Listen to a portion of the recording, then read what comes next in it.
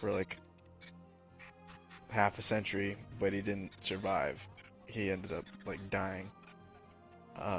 Because the Vex essentially like since they can control time travel, they time travel through different dimensions until they found a dimension where they figured out how to trap light, and then they used their math from doing all that to kind of make that thing actually a reality that they merged the reality essentially where they can actually control that technology, and then they used a bunch of resources to essentially make it so that they could trap his light and keep him from coming back to life. So that's how they killed Saint. But since he's a time traveler, because the Vex kind of brought him into that reality of time traveling, it essentially made him like a time displaced person. And time displaced people can essentially like go to different realities. So since he was a time displaced person, Osiris kind of like scanned the different realities of the Vex timelines to kind of find his light signal, and then he attuned a bunch of shit. Yeah, he attuned a text that he kind of made from like Vex technology to try to get him and bring him back to life, to stop him from dying, to keep him from dying. So he brought his boyfriend back. So that's really in the story like that. Yeah, like this happened in like the season leading up to Beyond Light, like one of the seasons leading up to Beyond Light. How come they got rid of Peter Dinklage as He's the too voice expensive. for something? He was the voice for the Ghost. He could have had steady money, man. They didn't have money like that. Huh? Yeah, They don't have enough money to pay for him. So, true.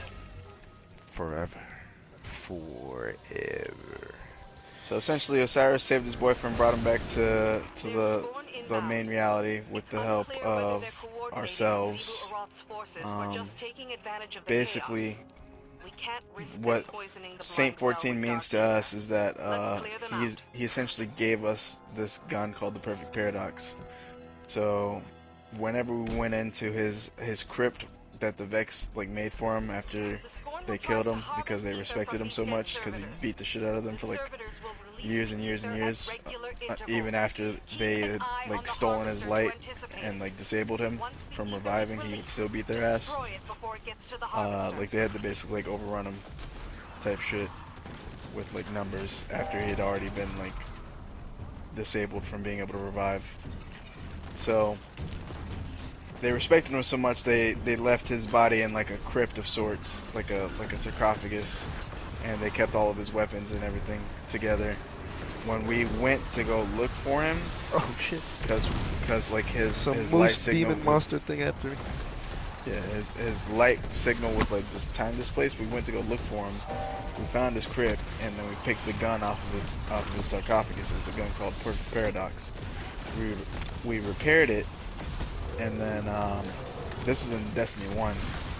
At that, they just like reintegrated the story into Destiny 2 a little bit later on because it's a really cool story. We repaired the gun, and then we use it, and it's called the Perfect Paradox because essentially, when we time travel to go save him, we end up giving him the gun. Okay. Back to him. So that's why it's a paradox. It's a paradoxical gun. Yeah, because it's a time paradox. Yeah, I get it. Yeah, it exists in two different timelines essentially. Yeah. But it's only allowed to exist in two different timelines because at one point it's broken, and at another point it's fixed and repaired.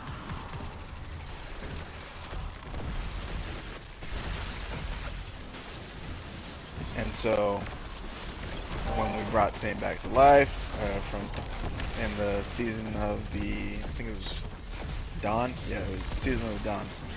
We brought him back. We saved him with Osiris' help.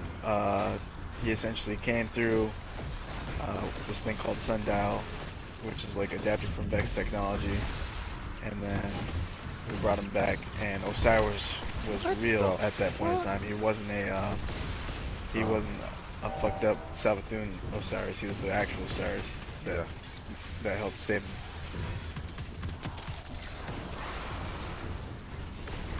So whenever we saved Saint 14, essentially the Trials of Osiris came back because Saint 14 would run them. And on top of that, since he's not dead anymore, he can actually help out and do a lot of the shit that essentially he didn't get to experience when he died, when he went to go look for Osiris. So that whole storyline was pretty cool, and that's why that character was important. Okay.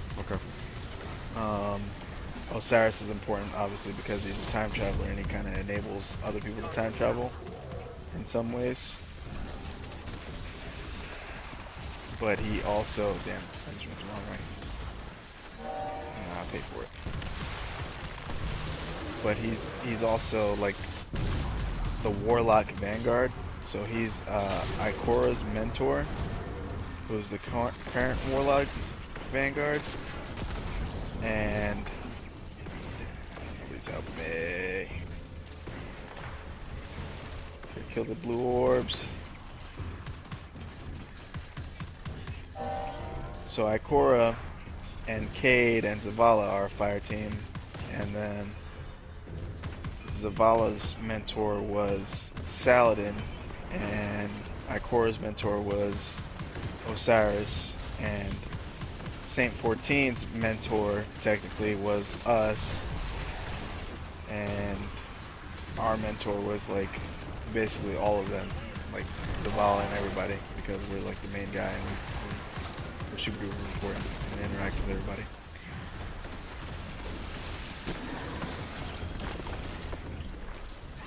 Yeah, that's what the story is.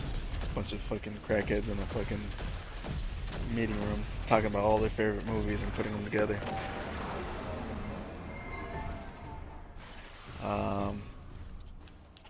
So on the topic of time traveling still, all those people, so it's Saint 14, the Stranger, us, and Osiris, they interact at some point. So we interact with Saint 14, we interact with Osiris, and we interact with the Stranger. The Stranger interacted with us initially in Destiny 1. She was that robot that was like, I don't have time to explain why I don't have time to explain type shit. Oh yeah. Later on, she comes back into our reality and introduces us into learning how to control the darkness. And that's what Beyond Light is for. Saint 14, we give him the perfect paradox. Osiris, we help him bring Saint 14 back, and on top of that, a lot of the curse of Osiris was that Osiris was also stuck fighting the Vex in their time portals, so we saved him as well.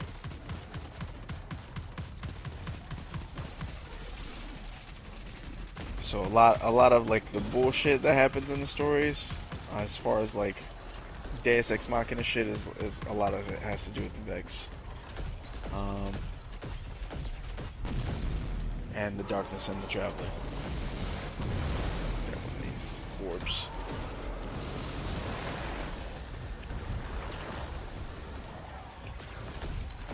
So in that one mission called the Black Garden on Destiny 1, where you go and you kill that black goop thing with all those Vex surrounding it. Yeah. Essentially the Vex were worshipping the darkness because they couldn't comprehend like what the fuck it was and why it was so like it defied their mathematics type shit. That's why they worshipped it. Like if they respect something, they just start worshipping that shit. Which is why they like they worship Saint 14 and made him like a sarcophagus, like a crypt type shit. So they worship the darkness, and consequently they would also worship the light. So there's like light fearing Vex and also darkness fearing Vex. Yeah, this guy's deleting me. There we got him. but since they're like a collective hive mind, they're never really like the star of any like one like war front, if you're getting what I'm saying. Like Yeah, yeah. they've got a lot of like people that kind of use them to their advantage and make the war fronts more dangerous, but since they're not really like super duper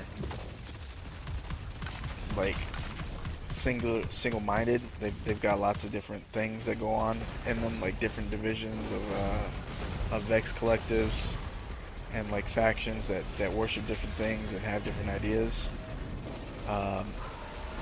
They're essentially like a hive mind, but also dissociated hive mind. Because like these Taken that we're fighting, those are what a real hive mind is like. Like they have no other objective other than kill everything and make them all Taken. Right. Whereas the Vex's main goal is pretty open-ended. The Vex's main goal is to essentially become the strongest race by utilizing their technological prowess and by any means type shit. So like, since it's so open-ended, they'll use their technology by any means. That means they'll help people, they'll not help people, whatever. That's why they're less like evil than they seem, even though they're like a robot race that time travels. The Fallen though, since they were like kind of abandoned by the Traveler, and they kind of came and followed the Traveler to Earth, and then utilize that opportunity to kind of like scavenge all over Earth and fuck up the humans. They're kind of regarded as like one of the evil races at first because the humans don't understand them, and they're kind of oppressive and like killing humans and scavenging so much that they kind of grow to fear each other.